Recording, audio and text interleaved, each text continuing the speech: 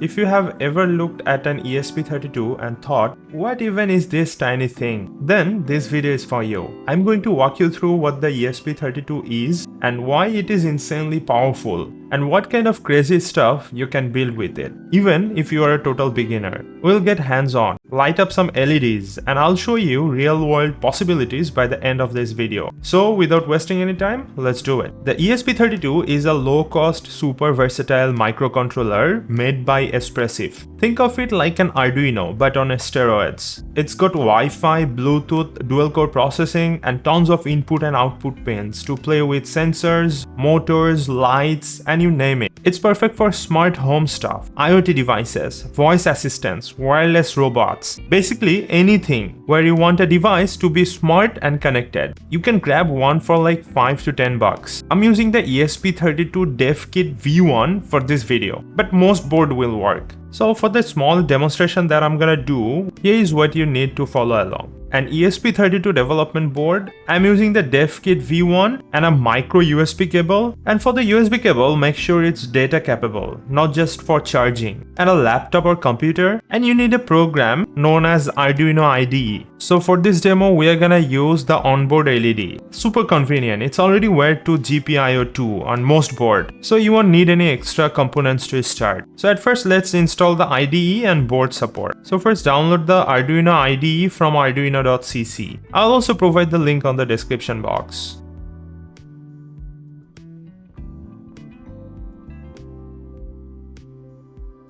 Then connect the micro USB cable with the ESP32 board. Then after plugging it in your computer, open Device Manager to see which port the board is using. So in my case, it is using the COM7. So head back to the Arduino IDE. And from here, select the port. And then select the board type. So in my case, I'm using the ESP32 Dev Kit. So I'll select that one. And now after selecting everything correctly, you are good to go. So for this demonstration, we're not gonna custom code anything. We're gonna use a sketch that is already available in the program. So open the Blink sketch from here.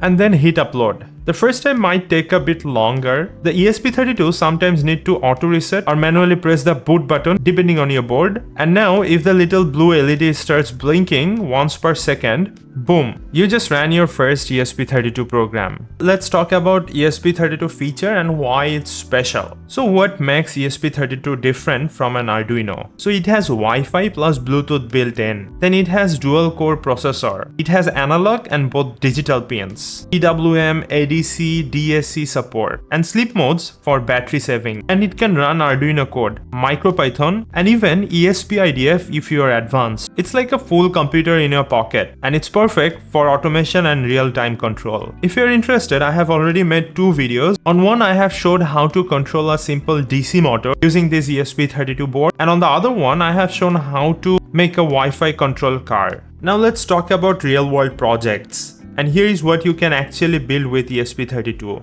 A smart desk, a voice control home automation system, Wi-Fi weather station, Bluetooth-based packer, smart speaker or alarm system, web control car, plant watering system. You can also use this board as a web server. And the coolest part, you can start simple and scale it up. Most of this can be built using sensors, relays, and some basic code. And you can do a lot of this right from your desk. So that's all for this video. I hope this video helped you, and if this helped you, drop a like and subscribe, and let me know what you want to build with the ESP32 in the comments, and I'll see you in the next one. Thank you.